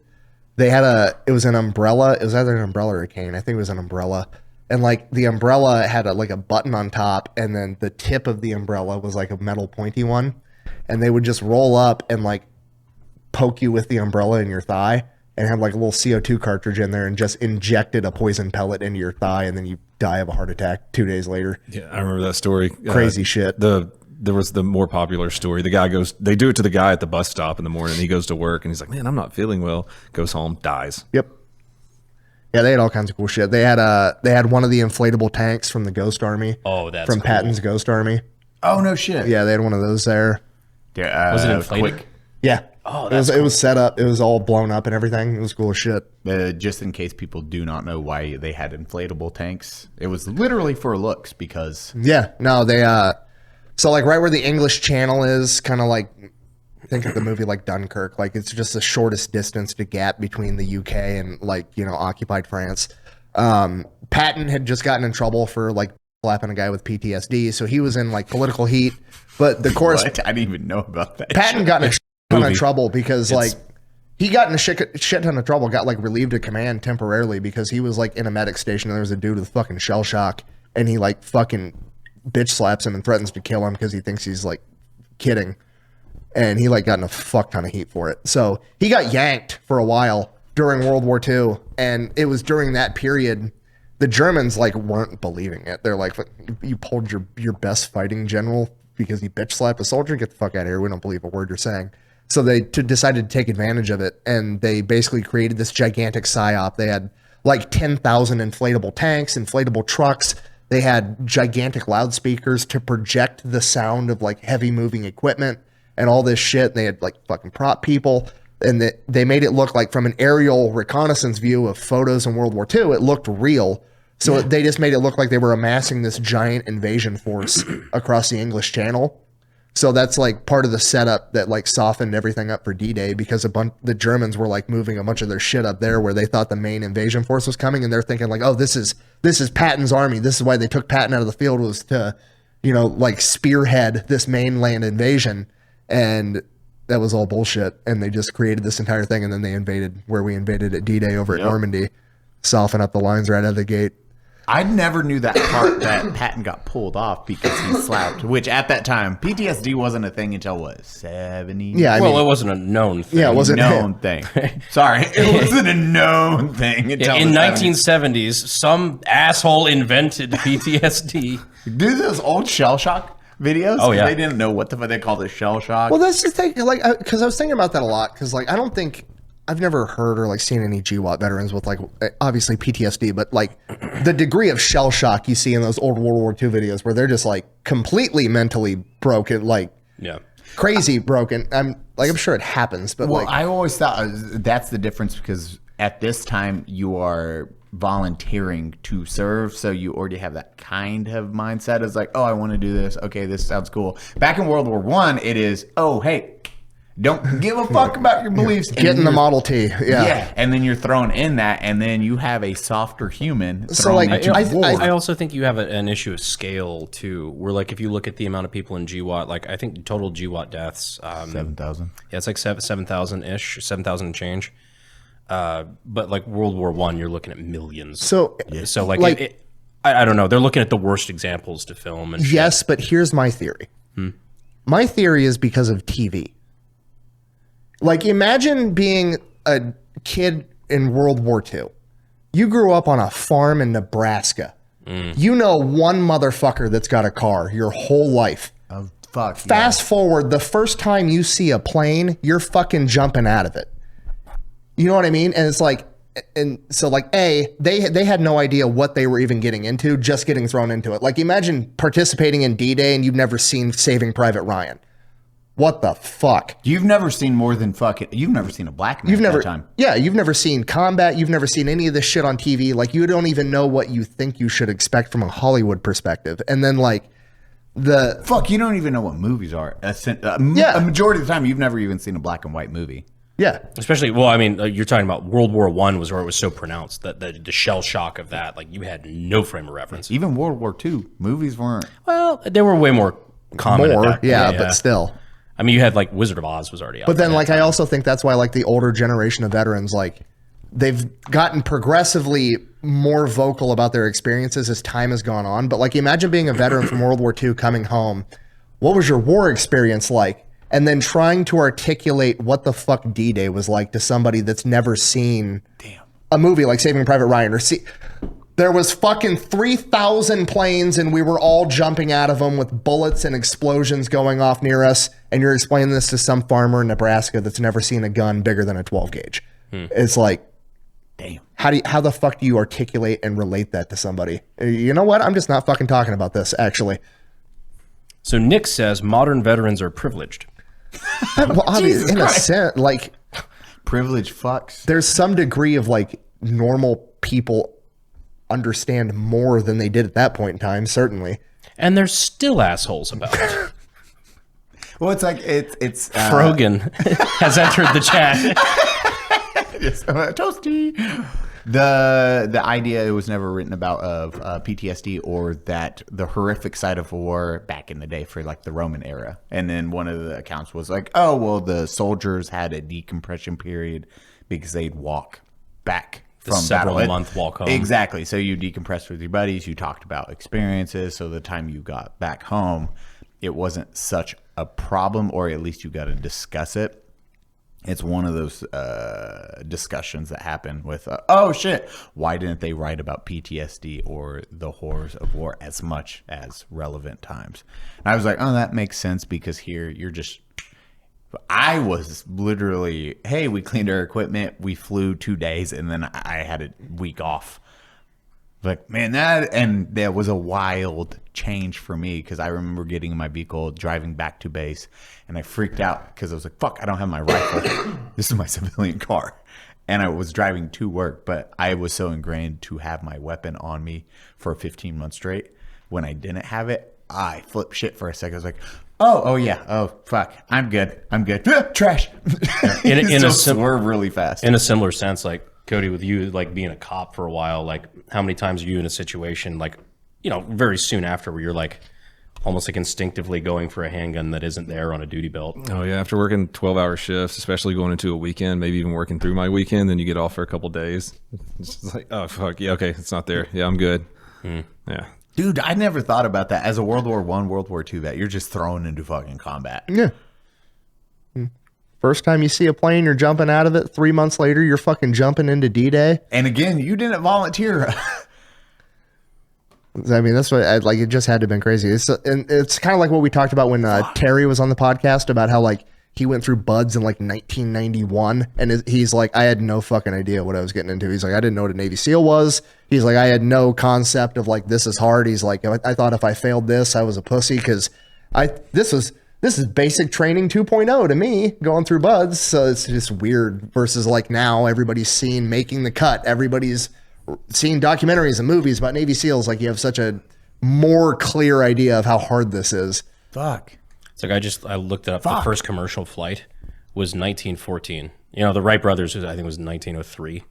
But the first commercial flight, like the first actual, like real, like plane taking off, whatever, 1914.